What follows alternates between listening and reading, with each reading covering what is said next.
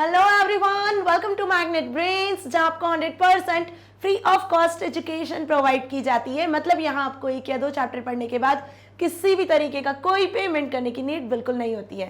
साथ ही आप यहाँ पर CUET, IIT, JEE, NEET, SSC, bank, railways जैसे कॉम्पिटिटिव एग्जाम्स की प्रिपरेशन भी कर सकते हो, बिल्कुल फ्री ऑफ कॉस्ट। सो इसी अच्छी बात से स्टार्ट करते हैं आज की इस वीडियो को। This is professor Barkha Gupta, your computer educator for class 9th information technology, book code 402 का पार्ट ए एम्प्लॉयबिलिटी स्किल्स को हम कंटिन्यू कर रहे हैं, जिसका आज इस वीडियो में next chapter, that is a new chapter, हम स्टार्ट करने वाले हैं।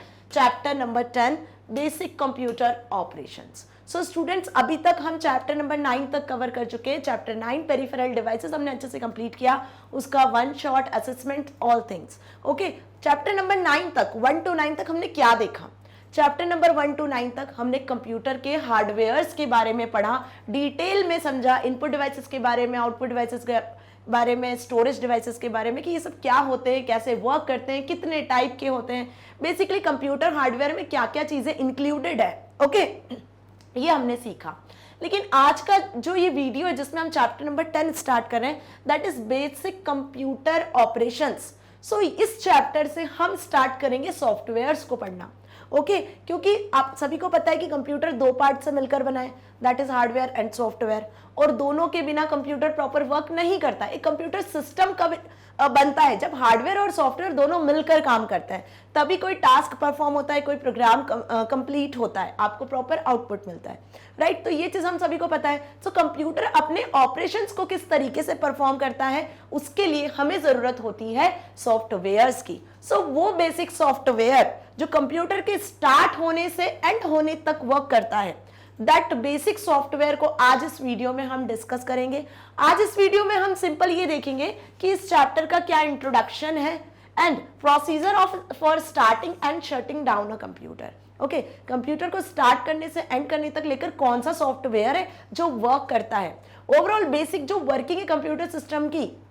ओके, जितने भी डिवाइसेस कंप्यूटर सिस्टम में कनेक्टेड हैं, उनकी वर्किंग को कौन कंट्रोल करता है, बस उसी सॉफ्टवेयर के बारे में आज हम इंट्रोडक्शन पार्ट में डिस्कस करने वाले हैं कि ओवरऑल इस चैप्टर में आपको क्या पढ़ना है। फाइन, सो मेरी बात अच्छे से समझ में आ गई? सो जल्दी से बता दो, ऐसा कौन सा सॉफ्टवेयर है ना, जिस पर आपका ओवरऑल कंप्यूटर सिस्टम की वर्किंग डिपेंड करती है।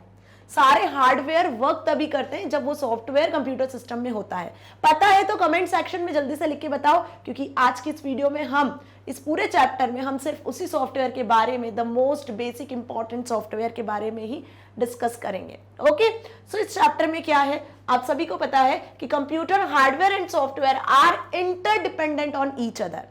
अगर आपके पास में सॉफ्टवेयर नहीं होगा, क्या सॉफ्टवेयर नहीं होगा, कोई से भी प्रोग्राम सॉफ्टवेयर्स नहीं होंगे, तो आप कैसे कंप्यूटर को यूज कर पाओगे? आपके पास सिर्फ हार्डवेयर मशीन है, हार्डवेयर मशीन जो भी आपके पास में कंप्यूटर के हार्डवेयर पार्ट होंगे वो किस तरीके से होंगे? एक डेड मशीन की तरह होंगे, राइट? आपके पास कीबोर्ड है, माउस है, मॉनिटर है, प्रिंटर है, लेकिन यदि कोई सॉफ्टवेयर ही नहीं है जिसकी मदद से आप उन डिवाइसेस का यूज कर पाओगे तो क्या मतलब, राइट? तो सॉफ्टवेयर की इंपॉर्टेंस समझ में आई।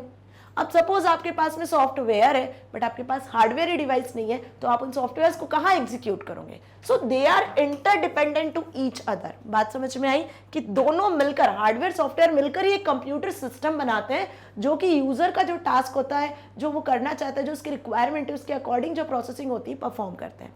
Fine, now if any of this is not functioning properly, a computer is no use. समझ में आ गया कि अगर एक भी हार्डवेयर, हमने डिफरेंट टाइप के हार्डवेयर देख लिए ना, input output device, storage devices, processing devices, अगर एक भी हार्डवेयर पर्टिकुलरली वर्क नहीं करता है ना, सो हम क्या बोलेंगे यहाँ पर कि आपका कंप्यूटर यूज के लिए ही नहीं है, आप सॉफ्टवेयर ही एग्जीक्यूट उस पर नहीं कर पा रहे हो, कोई प्रोग्राम इंस्ट्रक्शंस ही नहीं दे पा रहे हो यदि सॉफ्टवेयर नहीं होगा तो।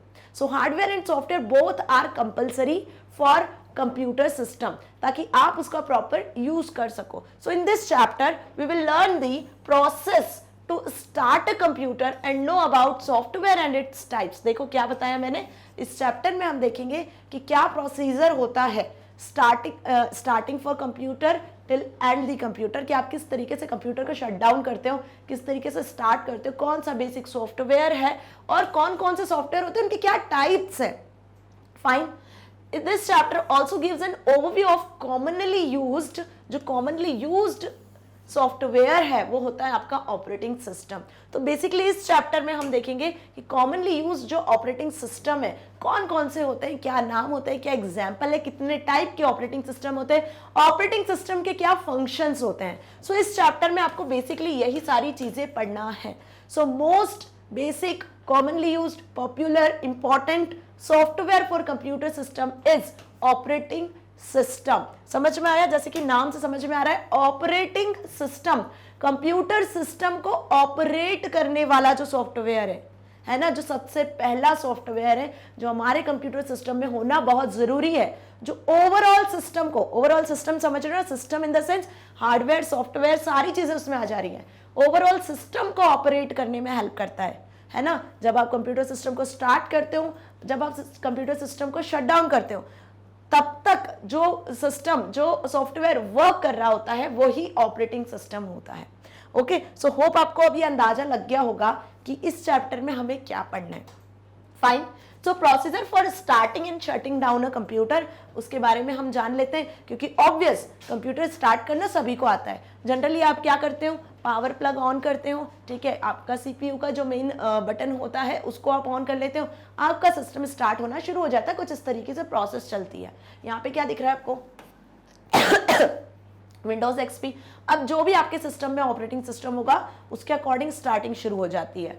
ओके, सो इस तरीके का देखा है ना व्यू, जैसे ही आप सिस्टम का सीपीयू का स्विच ऑन करते हो तो आपको इस तरीके से प्रोसेसिंग होती हुई दिखती है। इस तरीके से आपका सिस्टम स्टार्ट होता है। पहले आपको ये स्क्रीन दिखती है, फिर आपका फर्दर डेस्कटॉप वाली स्क्रीन आती है। ये सभी ने नोटिस किया होगा, लेकिन आज जो मैं बताने जा रही हूँ ना डिटेल में, ये चीज आपको नहीं पता होगी, या फिर कभी एग्जाम में क्वेश्चन आता है।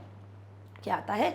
एग्जाम में क्वेश्चन आता है कि right the procedure of starting और शटिंग डाउन अ कंप्यूटर। तो क्या लिख कर आओगे, है ना, कि बस पावर प्लग ऑन कर देते हैं, सीपीयू का बटन हम प्रेस करते हैं, then computer will start, computer start हो जाएगा, ठीक है, आप उस पर वर्क कर पाओगे। बट नो स्टूडेंट्स, यहाँ पे आपको पॉइंट वाइज आंसर लिखकर आना पड़ेगा प्रॉपर, कि क्या होता है जब कंप्यूटर सिस्टम का आप पावर प्लग ऑन करते हो। तो इस तरीके का एक प्रोसेस चलता है। इस प्रोसेस को हम क्या बोलते हैं? सबसे पहले कौन सा सॉफ्टवेयर एग्जीक्यूट होता है whenever we switch on the computer, whenever we switch on the CPU. जब सीपीयू का आप बटन प्रेस करते हो तो सबसे पहला जो प्रोसेस होता है वो कौन सा एग्जीक्यूट होता है?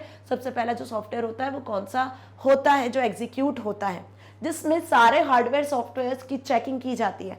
आप जो Word, Excel, PowerPoint, gaming कोई सॉफ्टवेयर को एक्सेस करते हो, कोई सॉन्ग सुनते हो, प्रिंटर को एक्सेस करते हो, तो यहाँ पे भी जितने भी सॉफ्टवेयर है वो सब किसकी मदद से, किस सॉफ्टवेयर की मदद से काम कर रहे होते हैं, उसी के बारे में हम समझेंगे। सो वो सॉफ्टवेयर होता है आपका basically operating system. So whenever we switch on the computer, जब आप सीपीयू का स्विच प्रेस करते हो तो इस तरीके का प्रोसेस आपको दिखता है, राइट? सभी ने देखा है ना। सो इस प्रोसेस को हम क्या बोलते हैं? जल्दी से बता दो कमेंट सेक्शन में लिखकर। इस प्रोसेस को सभी को पता है, नाम भी पता है, क्या बोलते हैं इस प्रोसेस को? बूटिंग प्रोसेस बोलते हैं। कि हमारा सिस्टम जो होता है सबसे पहले जैसे ही आप पावर स्विच ऑन करते हो तो बूट होना शुरू होता है, बूटिंग प्रोसेस रन होती है। अब व्हाट इज बूटिंग प्रोसेस, यदि ये आ गया तो क्या लिख कर आओगे एग्जाम में? सो बूटिंग प्रोसेस क्या हुई? When we start a computer the booting process begins, which initially checks whether all the hardware and software installed, जिसमें सबसे पहली स्टेप होती है कि कंप्यूटर सिस्टम में सारे हार्डवेयर और सॉफ्टवेयर इंस्टॉल है या नहीं है, ये चेक करना। सारे हार्डवेयर सॉफ्टवेयर कंप्यूटर के इंस्टॉल है नहीं है, प्रॉपर वर्क कर रहे हैं नहीं है, ये सारी चीजें किसका काम है चेक करने का? बूटिंग प्रोसेस का। ये जो आपको लाइंस दिख रही है ना, जो बार दिख रही है ब्लू कलर से फिल होती हुई, जो आपको यहाँ शो हो रही है, ये प्रोसेस जो शो रही है वो यही चेक कर रही है। बेसिकली इसी को बूटिंग प्रोसेस कहा गया है, कि सारे हार्डवेयर और सॉफ्टवेयर की चेकिंग होती है सबसे पहली प्रोसेस में। बूटिंग के में भी कुछ 3-4 प्रोसेस हैं, जिसमें पहली प्रोसेस में हार्डवेयर सॉफ्टवेयर इंस्टॉल है कि नहीं वो चेक हुआ। Next is it also loads all the files needed to run a system। अब कंप्यूटर सिस्टम को स्टार्ट करने के बाद है ना, हमें ये पता होना चाहिए कि कितनी फाइल्स है, कौन कौन सी फाइल्स नीडेड है कंप्यूटर सिस्टम को रन करने के लिए। तो जब कंप्यूटर सिस्टम हम मैन्युफैक्चर करवाते हैं, असेंबल करवाते हैं, उस टाइम पे कुछ प्रोग्राम्स, कुछ सॉफ्टवेयर्स को इंस्टॉल किया जाता है। सो बस वही बेसिक सॉफ्टवेयर बूटिंग प्रोसेस में लोड होता है, वही सारी फाइल्स बूटिंग प्रोसेस के टाइम पे कंप्यूटर सिस्टम में लोड होती हैं, है ना। सो उन फाइल्स को, उन पर्टिकुलर प्रोग्राम्स को, सॉफ्टवेयर्स को ही हम ऑपरेटिंग सिस्टम बोलते हैं। तो बूटिंग प्रोसेस में सबसे पहले ऑपरेटिंग सिस्टम लोड होता है कहां पर? रैम में। रैम पता है आप सभी को अच्छे से, स्टोरेज डिवाइस में प्राइमरी मेमोरी हमने पढ़ा था। फाइन, तो प्राइमरी मेमोरी में रैम में सबसे पहले क्या होता है, जैसे आप कंप्यूटर का स्विच ऑन करते हो तो बूटिंग प्रोसेस एग्जीक्यूट होती है, जिसमें कौन सा सॉफ्टवेयर रन होता है, कहां से सारी फाइल्स रैम में आती है, ऑपरेटिंग सिस्टम की मदद से। तो ऑपरेटिंग सिस्टम पूरा जो एक बेसिक सॉफ्टवेयर है वो क्या होता है, लोड होता है रैम में। ओके, जिसमें क्या होता है, सबसे पहली प्रोसेस में सारे हार्डवेयर सॉफ्टवेयर को इंस्टॉल है नहीं है इसकी चेकिंग होती है। Then the next step in the booting process is called POST power on self test. Full form याद कर लेना। नेक्स्ट स्टेप है जो क्या होती है, पोस्ट मेथड, मतलब कि POST process in the sense कि पावर ऑन सेल्फ टेस्ट ये चेक किया जाता है। क्या चेक करता है ये, this test check the functioning of all connected hardware including primary and secondary storage devices, कि हार्डवेयर मतलब सारे पेरिफेरल्स आ गए आपके यहाँ पे, हार्डवेयर और की बात हो मतलब सारे पेरिफेरल्स जो लास्ट चैप्टर में हमने कवर किया। नहीं देखा है वीडियो लास्ट चैप्टर का तो देखो, पता चल जाएगा कि कौन कौन से डिवाइसेस पेरिफेरल्स में आते हैं। ओके, सो पेरिफेरल्स में कौन कौन से डिवाइसेस आते हैं, input device, output device, secondary storage device. तो ये पावर ऑन सेल्फ टेस्ट में क्या चेक किया जाता है कि कीबोर्ड, माउस, जितने भी स्टोरेज डिवाइसेस हैं, है ना, वो सब कनेक्टेड है कि नहीं, वो सब वर्किंग में है कि नहीं, फंक्शनिंग परफॉर्म कर रहे हैं या नहीं, ओके, फंक्शनिंग परफॉर्म करने के लिए रेडी है या नहीं। सो ये सारी चीजें चेक होती है नेक्स्ट स्टेप में पावर ऑन सेल्फ टेस्ट में। तो अभी हमने दो प्रोसेस देखी कि हमने क्या बताया कि बूटिंग प्रोसेस जब स्टार्ट होती है, whenever we start a computer system, तो सबसे पहले हार्डवेयर सॉफ्टवेयर इंस्टॉल है कि नहीं ये चेक होता है। यदि इंस्टॉल्ड है तो power on self test perform होता है, उसमें ये चेक किया जाता है कि जितने भी हार्डवेयर सॉफ्टवेयर जो इंस्टॉल्ड है उनकी फंक्शनिंग क्या है, वो प्रॉपर फंक्शनिंग कर रहे हैं या नहीं।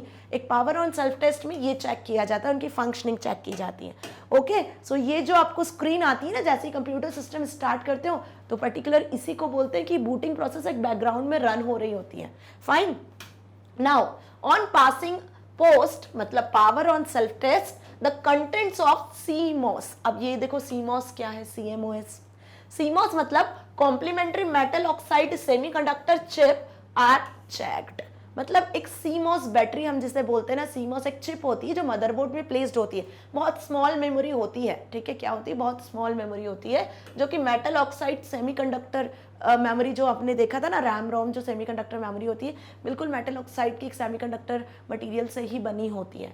ओके, ये एक स्मॉल मेमोरी होती है जिसमें क्या होता है, जिसमें आपका बायोस इंस्टॉल होता है, बायोस से रिलेटेड पूरी इंफॉर्मेशन स्टोर होती है। What is BIOS, basic input output system. Okay, full form याद कर लेना। CMOS एक चिप होती है जो मदरबोर्ड में लगी होती है, माउंट होती है, जैसे रैम रोम माउंट होती है, बिल्कुल उसी तरीके से, ठीक है, जिसका full form complementary metal oxide semiconductor. इस पर्टिकुलर मेमोरी में जो छोटी सी स्मॉल सी मेमोरी होती है, चिप होती है, इसमें क्या इंस्टॉल होता है, इसमें क्या स्टोर होता है, इसमें स्टोर होता है आपका BIOS, that is basic input output system. इससे रिलेटेड जितनी भी सेटिंग्स हैं, क्या है, बायोस की जो सेटिंग्स है, मतलब नाम से समझ आ रहा है ना, बेसिक इनपुट आउटपुट, जो भी इनपुट आउटपुट से रिलेटेड जितनी भी सेटिंग है, डिवाइसेस से रिलेटेड जितनी सेटिंग्स है, वो यहाँ पर CMOS पे स्टोर होती है। क्लियर हुआ अच्छे से। So the primary function of BIOS is to boot up an operating system on the computer. तो यहाँ पे जो बूटिंग का काम होता है ना, इनपुट आउटपुट डिवाइसेस को चेक करना, पेरिफेरल्स को चेक करना, ये सब किसका काम है बूटिंग प्रोसेस में, ऑपरेटिंग सिस्टम का ही। ऑपरेटिंग सिस्टम ही एक्चुअली यहाँ पर लोड हो रहा होता है, सारी फाइल्स, फोल्डर्स, सारे डिवाइसेस ही चेक होते हैं। BIOS also includes the instructions to load basic computer hardware. It is also responsible for accessing and configuring the system settings like password, date and time. आपके computer system में date, time, password, जब आपके पास आपने देखा होगा वो जो welcome वाली स्क्रीन रहती है, उसके बाद में एक नेक्स्ट स्क्रीन आती है जिसमें क्या होता है, आप यूजर आईडी पासवर्ड डाल के अपना क्या करते हो, कंप्यूटर सिस्टम स्टार्ट कर लेते हो, यूजर नेम जनरली, है ना। सो वो सब बायोस सेटिंग में ही होता है, वहीं से आप सारी चीजें सेट कर लेते हो। अब बायोस में जाने के लिए क्या करना होता है, जनरली हम F8 या डेल की को प्रेस करते हैं कंटिन्यूसली। आपने देखा ना, जब सिस्टम स्टार्ट होता है, बूटिंग प्रोसेस हो रही होती है, आप कंटिन्यूसली डेल की को प्रेस करोगे या F8 को प्रेस करोगे तो आप बायोस सेटअप में जा पाओगे, जहां से आप input output device, user name, password, date time जैसे सेटिंग्स कर सकते हो। ठीक है, सारे input output devices, storage devices की सेटिंग कर सकते हो। अब वो स्क्रीन कैसी दिखती है, कुछ इस तरीके से। तो यहां देखो, ये पर्टिकुलर स्क्रीन आपको शो होती है। अब ये जरूरी नहीं अलग अलग ऑपरेटिंग सिस्टम के अकॉर्डिंग डिफरेंट टाइप से स्क्रीन का व्यू होता है, ये भी ध्यान रखना आप, जरूरी नहीं कि ऐसी दिखेगी, नहीं तो बोलोगे मैम हमारे सिस्टम में तो इस तरीके का स्क्रीन ही नहीं दिख रहा है, राइट। कहीं पे बायोस का सेटअप जो होता है ग्रे कलर की स्क्रीन पे शो होता है, कहीं पे इस तरीके से ब्लू कलर्स में शो होता है। तो जो न्यू ऑपरेटिंग सिस्टम आते जा रहे हैं ना, तो उसके अकॉर्डिंग यहाँ पे सेटअप भी चेंज होता है, बट ऑप्शंस वही रहते हैं। मेन बायोस का काम क्या है वो भी यही रहता है। सो यहाँ पे देखो डेल की to run setup, F8 to run BIOS, right. इस तरीके से सेटअप में जाना है आपको, बायोस की सेटिंग करना है, या फिर आपको सिस्टम रीस्टार्ट करना है, F2 प्रेस कर दो, है ना। इस तरीके से कुछ ऑप्शंस यहाँ विजिबल होते हैं। जब यहाँ पे से आप वो की प्रेस करते हो तो इस तरीके का बायोस सेटअप वाली एक स्क्रीन आती है, जहाँ पे आप अपना जो स्टोरेज डिवाइसेज है, इनपुट डिवाइसेज है, आउटपुट डिवाइसेज है, पीसी का आपका कॉन्फ़िगरेशन है, यूजर आईडी, पासवर्ड है, उन्हें आप बेसिकली यहाँ से सेट कर सकते हो। ये पूरा बेस्ड होता है आपके किस पे, की बोर्ड पे, मतलब कीज के थ्रू, एस्केप की से, एंटर की से, अप एंड डाउन एरो की मदद से आप यहाँ पे सेटिंग करते हो, सेट करते हो। तो बेसिक आपको अपने सिस्टम का कॉन्फ़िगरेशन सेट करना है, इनपुट आउटपुट डिवाइसेस को सेट करना है, तो बायोस की सेटिंग से कर लेते हैं। फाइन। सो इतना समझ में आया, क्या समझाया मैंने कि whenever you start the computer, है ना, जो सबसे पहली प्रोसेस होती है वो कौन सी होती है, बूटिंग प्रोसेस होती है, जिसमें ऑपरेटिंग सिस्टम लोड होता है। जो पहला सॉफ्टवेयर होता है वो लोड होता है कहाँ पर, रैम में। अब जब रैम में वो पूरा लोड हो जाता है, जब आपके सामने शो हो जाती है डेस्कटॉप स्क्रीन जहाँ पे आप काम करते हो, और इसमें लगता है विद इन अ सेकेंड, और हम बोल सकते हैं 1 से 2 सेकंड के अंदर ये पूरा प्रोसेस हो जाता है। सोचो इतना लंबा प्रोसेस होता है, सारे फाइल फोल्डर चेक करना, पूरे कंप्यूटर सिस्टम को एक तरीके से, पूरे ऑपरेटिंग सिस्टम को एक तरीके से वापस से पूरी सारी फंक्शनिंग चेक करना, इसमें इतना कम टाइम लगता है और फटाफट आपका जो सिस्टम है वो स्टार्ट हो जाता है। So once all the steps of BIOS gets completed, BIOS की पूरी कंप्लीटेड हो जाती है सारी steps, the operating system is loaded into the RAM. Okay, RAM जो कि प्राइमरी मेमोरी। जानना चाहते हो रैम के बारे में डिटेल में, तो लास्ट वीडियोस देखो, लास्ट चैप्टर्स की, जिसमें हमने रैम प्राइमरी मेमोरी के बारे में डिटेल में डिस्कस किया है, रैम रोम के बारे में, ठीक है। अब जो ऑपरेटिंग सिस्टम होता है वहाँ कहाँ स्टोर होता है, ये भी एक क्वेश्चन आता है बच्चों के माइंड में। ऐसा भी एमसीक्यू में क्वेश्चन पूछा जाता है कि वेयर द ऑपरेटिंग सिस्टम, जो सॉफ्टवेयर है आपका बेसिक सॉफ्टवेयर, वो कहाँ पे इंस्टॉल होता है, कहाँ स्टोर होता है। तो वो जो सॉफ्टवेयर होता है वो आपका होता है रोम में, that is read only memory, क्योंकि ये सॉफ्टवेयर जो है ऑपरेटिंग सिस्टम वो रीड ऑनली होता है, एक ही बार बनाया जाता है, एक ही बार क्रिएट किया जाता है ना। जो प्रोग्रामर्स होते हैं, एक्सपर्ट्स होते हैं, ठीक है, जब आपका सिस्टम मैन्युफैक्चर हो रहा होता है उस टाइम पर रोम में स्टोर किया जाता है रीड ऑनली मेमोरी, तो वो रोम से ही क्या होता है, रैम में आता है, रैम में लोड होता है। इसी पर्टिकुलर प्रोसेस को हम बूटिंग प्रोसेस कह रहे हैं, और ये प्रोसेस कब एग्जीक्यूट होती है, जब आप सिस्टम को स्टार्ट करते हो। ओके, सो अभी तक मैंने यही बताया है। और यदि आपको रैम और रोम के बारे में समझना है, डिटेल में जानना है, इनके टाइप्स के बारे में जानना है, तो लास्ट चैप्टर में मैंने डिटेल में समझाया है, चैप्टर नंबर 8 या 7 में। ओके, देख लेना। Now, the OS then executes the pre-configuration startup routines to define user configuration. Once the booting process gets over, you can log into the computer with the username and a password. यदि आपने अपने system में user name password set किया है तो इस तरीके की स्क्रीन आ जाती है।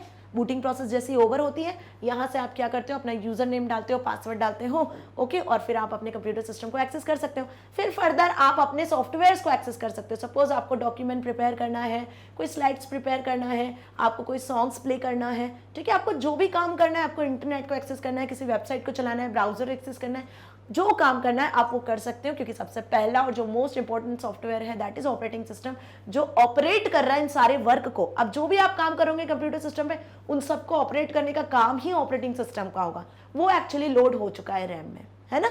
Now the desktop of operating system appears and you can start working on computer using the required software applications.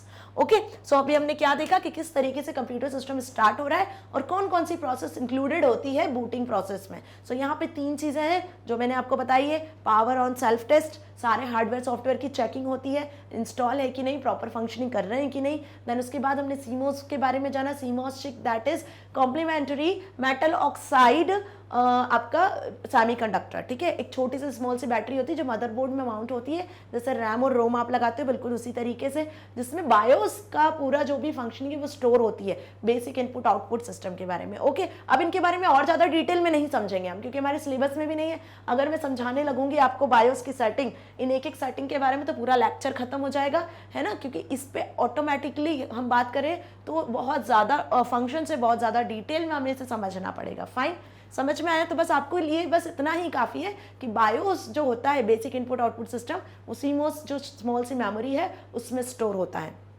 Okay, clear हुआ?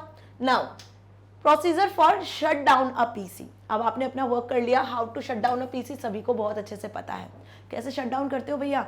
आपके सिस्टम में नीचे सबसे टास्क बार होती है, टास्क बार देखिए ना, ये टास्क बार होती है डेस्कटॉप पे लास्ट में, यहाँ पे एक स्टार्ट बटन इस तरीके से बना होता है, या ऑल प्रोग्राम्स करके भी ऑप्शन आता है जब आप इस पर क्लिक करते हो, है ना। तो यहाँ पे आपने देखा होगा पावर नाम का एक बटन होता है, राइट, इस तरीके से ये साइन आपने देखा ना, यही पावर का साइन होता है। यहाँ पे जब क्लिक करते हो तो आपको slip shut down restart show होता है, फाइन। तो यहाँ से यदि आप चाहो तो अपने सिस्टम को शट डाउन भी कर सकते हो, या फिर आप रीस्टार्ट करना चाहते हो तो आप रीस्टार्ट भी कर सकते हो। दोनों ऑप्शंस आपके सामने होते हैं। आप शट डाउन और रीस्टार्ट क्या हुआ ये भी आपको अच्छे से क्लियर है, बताने की मुझे ज़रूरत नहीं है। सिस्टम आपको बंद करना है, आपका पूरा काम हो गया है, तो सबसे पहले शट डाउन यदि करना है तो आप ये देख लो कि जो आप काम कर रहे थे, जिस फाइल पे आप वर्क कर रहे थे, वो सेव करी है या नहीं करी है ना। So if a program contains unsaved data you are prompted to save it. यदि अनसेव्ड फाइल तो पहले आपको उसको सेव करना है। All the open application programs gets closed. जितने भी एप्लीकेशन प्रोग्राम आपने ओपन किए हुए सभी को क्लोज कर देना है, ठीक है, ये ध्यान रखना है। यदि आप डायरेक्टली सिस्टम ऑफ कर देते हो, शट डाउन पे क्लिक कर देते हो ना, तो एक डायलॉग बॉक्स आपके सामने आता है, उसमें पूछता है कि are you sure to close this file या do you want to save this file. ऐसे ऑप्शंस आपके पास आते हैं यदि आप शट डाउन पे गलती से क्लिक भी कर देते हो, है ना। तो अब आपको सेव कर देना अपने सारे फाइल्स को, जितने प्रोग्राम्स फाइल्स खुले हुए उन्हें क्लोज कर देना। The operating system shut down by closing it programs services and processes. अब यहाँ पे ऑपरेटिंग सिस्टम का ही काम होता है क्या, आपने एक बार यदि शटडाउन पे क्लिक कर दिया तो ऑपरेटिंग सिस्टम का ही काम है कि वो सारे फाइल्स को, सर्विसेज को, प्रोसेस को, जो भी चल रही है उन्हें शट करे, उन्हें क्लोज करे। मेरी बात समझ में आई? सारी प्रोसेस जो शटडाउन कब होती है, जब आप बटन पे क्लिक कर देते हो शटडाउन, तो अब किसका काम है शटिंग करने का? एक्चुअली जो प्रोसेस आपका एग्जीक्यूशन, आपने देखा होगा जब आप शटडाउन पे करते हो तो इस तरीके का सर्कल चलता रहता है ना थोड़े से टाइम के लिए। मतलब क्या हो रहा है, यहाँ पे जितनी भी प्रोग्राम फाइल्स खुली थी वो सब स्टॉप हो रही है, शट डाउन हो रही है। Okay, so the power management hardware turns of the power. फिर उसके बाद पावर मैनेजमेंट हार्डवेयर जो होगा वो पावर क्लोज कर देगा, शट कर देगा। Now you can turn off the computer power supply. Okay, अब यहाँ पे शॉर्टकट कीज का भी हम यूज कर लेते हैं शट डाउन करने के लिए। ऑल्ट F4 का यूज कर लेते हो आप, जो करंट रनिंग प्रोग्राम है उसको बंद करने के लिए, ठीक है। किसका यूज कर लेते हैं हम? ऑल्ट प्लस F4 का भी, या फिर कंट्रोल, है ना, CTRL plus alt plus delete. ये सारी कीज आपके सिस्टम को शट डाउन करने के लिए होती है। जैसे आप ये प्रेस करते हो तो आपके सामने इस तरीके का एक डायलॉग बॉक्स खुलता है जहाँ पे आपको पूछता है वो कि शट डाउन करना है, रीस्टार्ट करना है, सारे एप्लीकेशन सॉफ्टवेयर जो आपने ओपन किए उसको सेव करना है ना, या टर्मिनेट कर दे, बिना सेव करे, सारे ऑप्शंस आपके सामने आ जाते हैं। सो यहाँ पर आप शॉर्टकट की का भी यूज कर सकते हो, ऑल्ट F4 का या कंट्रोल ऑल्ट डिलीट का। तीनों की को आपको एक साथ कीबोर्ड से प्रेस करना होता है, ठीक है। या कभी कभी ऐसा देखा आपका सिस्टम हैंग हो जाता है, हॉल्ट हो जाता है, तो हम जनरली कंट्रोल ऑल्ट डिलीट का यूज कर लेते हैं, क्योंकि माउस से तो आप ऑप्शन सेलेक्ट नहीं कर पा रहे हो, सिस्टम हैंग हो गया, तो कीबोर्ड से हम कंट्रोल ऑल्ट डिलीट का भी यूज कर लेते हैं। ओके, सो होप आपको यहाँ तक अच्छे से समझ में आया। क्या समझाया मैंने कि जब भी आप सिस्टम को स्टार्ट करते हो, स्टार्टिंग से लेकर शट डाउन तक जो बेसिक इंपॉर्टेंट पॉपुलर सॉफ्टवेयर होता है वो क्या कहलाता है? Operating system. अब कितने टाइप के ऑपरेटिंग सिस्टम होते हैं, कौन कौन से होते हैं, बेसिकली इनकी क्या फंक्शनिंग है ना, ये ऑपरेटिंग सिस्टम क्या काम कर रहा है, इतना तो हमने जान लिया कि स्टार्टिंग से लेकर शटडाउन तक जो सॉफ्टवेयर वर्क कर रहा है वो ऑपरेटिंग सिस्टम है ना। बट यदि इसकी वर्किंग, इसकी फंक्शनैलिटी जानना चाहते हो तो नेक्स्ट वीडियो में हम डिटेल में ऑपरेटिंग सिस्टम को समझेंगे, टाइप्स देखेंगे, फंक्शंस देखेंगे, कौन कौन से ऑपरेटिंग सिस्टम होते हैं उनके बारे में समझेंगे। फाइन, सो यदि जानना चाहते हो तो नेक्स्ट वीडियो को बिल्कुल मिस मत करना। यदि ये वीडियो अच्छी लगी है, समझ में आई है, तो YouTube के साथ साथ आप इसे एक्सेस कर सकते हो हमारी वेबसाइट magnetbrains.com से भी। जैसे ही आप www.magnetbrains.com लिखोगे तो इस तरीके से एक होम पेज शो होगा। यहाँ पे आपको अपनी क्लास सिलेक्ट कर लेना है, क्लास 9 के पे जैसे क्लिक करोगे तो आपको सब्जेक्ट शो हो जाएंगे, सारे subject, Hindi, English, math, IT, सारे सब्जेक्ट्स 9th के। ओके, तो वहाँ पे आपको IT सिलेक्ट कर लेना। जैसे IT सिलेक्ट करोगे तो जैसे YouTube में प्लेलिस्ट खुलती है ना, बिल्कुल उसी तरीके से यहाँ पे आपके सामने सारे चैप्टर्स की वीडियोस ओपन हो जाएंगी। जिस भी किसी चैप्टर में, किसी वीडियो में डाउट है, क्लिक करना, वीडियो प्ले हो जाएगा, आपका डाउट क्लियर हो जाएगा। फिर भी डाउट रहता है तो कमेंट सेक्शन में लिख सकते हो।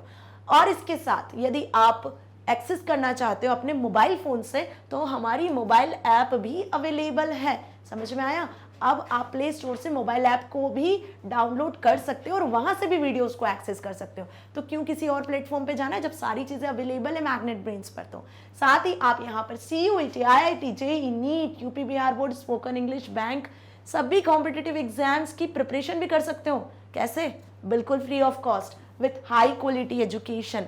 ओके, यदि कोई लेटेस्ट अपडेट चाहिए आपको तो आप हमारे Facebook, Insta, Twitter page, Telegram page को भी एक्सेस कर सकते हो, राइट। और इसके लिए ना आपको किसी भी तरीके का कोई पेमेंट करने की जरूरत नहीं है, कोई कूपन वगैरह कुछ खरीदने की जरूरत नहीं है। 100% फ्री आप इन्हें एक्सेस कर सकते हो ताकि आप अपने एग्जाम में बहुत अच्छे मार्क्स को स्कोर कर सको, साथ ही साथ अपनी लाइफ में कुछ बहुत अच्छा अचीव कर सको। सो मिलेंगे नेक्स्ट टॉपिक के साथ। Till then stay here, stay happy. Thank you so much.